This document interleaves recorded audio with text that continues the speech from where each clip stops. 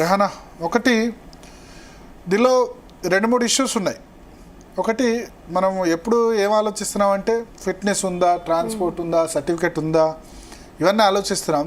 Kurnool road ప్రమాదంలో క్లియర్గా ఒక ఇద్దరు తాగుబోతులు 20 మంది ప్రాణాలు తీశారు. ఇద్దరు తాగుబోతులు బండి మీద ఉంటే 3-4 ప్రాణాలు తీస్తారనుకుంటారు. కానీ ఫస్ట్ సర్కమ్స్టెన్సెస్ ఇది అసలు 2 ప్రమాదమే. మీకు 4 లేన్ 8 లేన్ ఉన్నా ప్రమాదం. ఎందుకంటే 120 స్పీడ్ 140 స్పీడ్ కొడుతున్నారు. అవుటర్ రింగ్ రోడ్ మీద అయితే వెహికల్ ఎదురుగా వచ్చే అవకాశం లేదు.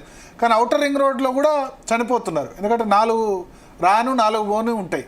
ఎదురుగా వెహికల్ వచ్చే అవకాశమే లేదు. ఇప్పుడు ఇవాళ ప్రమాదం జరిగిన వికారాబాద్ సంబంధించిన రూట్ చూస్తే నిజానికి సీఎం రేవంత్ రెడ్డి కాన్స్టిట్యున్సీ కూడా ఈ రూట్ నుంచే పోవాలి. కొడంగల్ నియోజకవర్గంలో చాలా ప్రాంతాలకి ఇక్కడి నుంచే పోవాలి.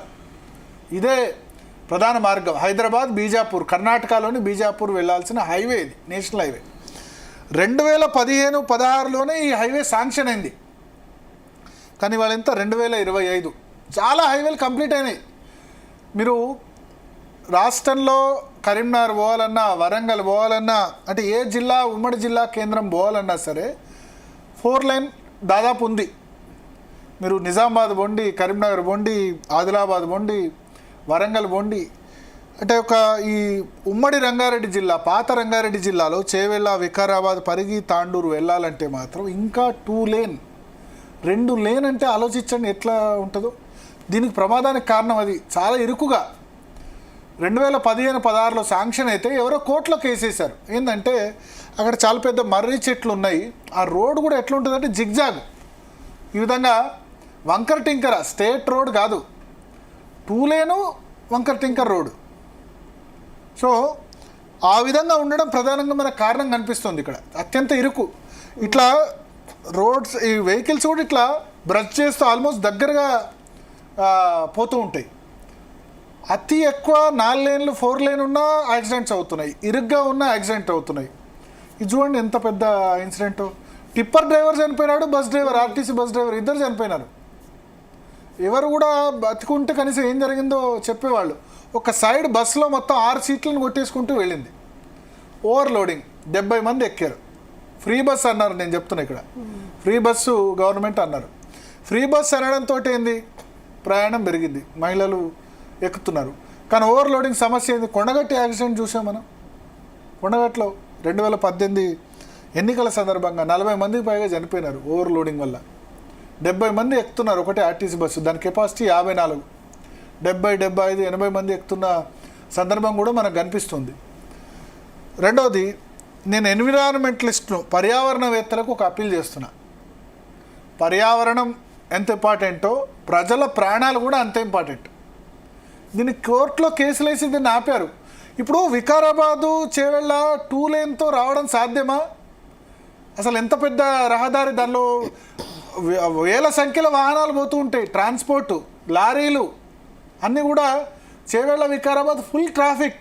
చేవెళ్ళ, వికారాబాద్, పరిగి, తాండూరు, కర్ణాటక నుంచి కొడంగల్, ఇవన్నీ వచ్చే వెహికల్స్ అన్నీ కూడా ఇట్లే రావాలి. అది 2 లేన్ అంటే మీకు ఎంత ఇబ్బంది ఆలోచించండి. 4 లేన్ ఉన్నా తక్కువనే, అక్కడ 6 లేన్ ఉన్నా తక్కువనే. అటువంటి దానిలో 2 లేన్తో పోతున్నాయి. కారణం ఏంటంటే కొద్దిమంది కోర్టుకు వెళ్ళారు. సో పర్యావరణం ముఖ్యమే, పర్యావరణవేత్తలు, పర్యావరణం ముఖ్యమే, కానీ ఈ ప్రజల ప్రాణాలు కూడా ముఖ్యమే కదా. 2 లేన్తో ఎంతకాలం నడుస్తుంది?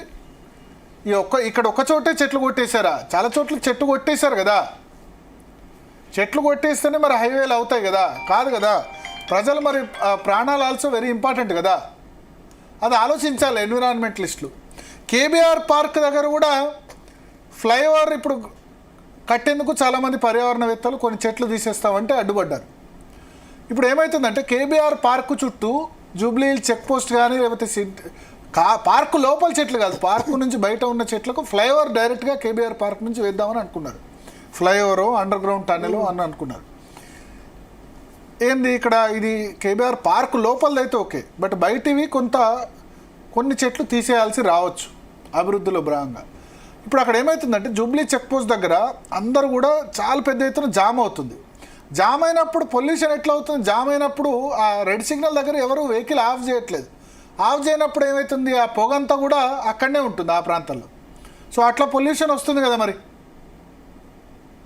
హైదరాబాద్ కేబీఆర్ పార్క్ చుట్టూ ఏదైతే జూబ్లీ హిల్స్ పరిసరాల వాళ్ళకి ఒక నరకం కనబడుతుంది. జూబ్లీ హిల్స్, బంజారా హిల్స్ వాళ్ళకి ఒక నరకం కనబడుతుంది. ఎందుకు? వేలాది వాహనాలు అక్కడ సిగ్నల్ దగ్గర ఆగిపోతాయి. అక్కడ ఈ జంక్షన్ దగ్గర 10-15 నిమిషాలు ఆగిపోతాయి. ఇప్పుడు వన్ వే కూడా చేశారు. సో దీనికి కూడా పర్యావరణవేత్తలు కొన్ని అక్కడ ఆ చెట్లు కొట్టడం ఆపేయాలని చేస్తున్నారు. నిజానికి పర్యావరణం చాలా ఇంపార్టెంట్. లంగ్ స్పేసే కేబీఆర్ పార్క్. కానీ కేబీఆర్ పార్క్ మొత్తాన్ని తీసేయట్లేదు. దానిలో ఉన్నదాన్ని ఇంతకుముందు ఈ తెలంగాణ భవనం లేకపోతే ఉన్నదా రహదారి అసలు లేదు. అది ఆ ఎకో సెన్సిటివ్ జోన్ అని ఉంటుంది. ఆ జోన్ని 10 మీటర్స్ వరకు 0 మీటర్స్ వరకు కూడా చేశారు.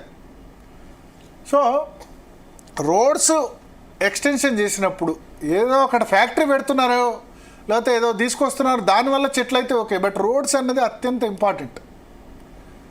ఆ విషయం గ్రహించాలి. పొద్దున లోకల్ ఎంపీ, స్థానిక ఎంపీ కొండా విశ్వేశ్వరరెడ్డి గారు కూడా అదే మాట్లాడారు. సో మనతో పాటు విశ్వేశ్వరరెడ్డి గారు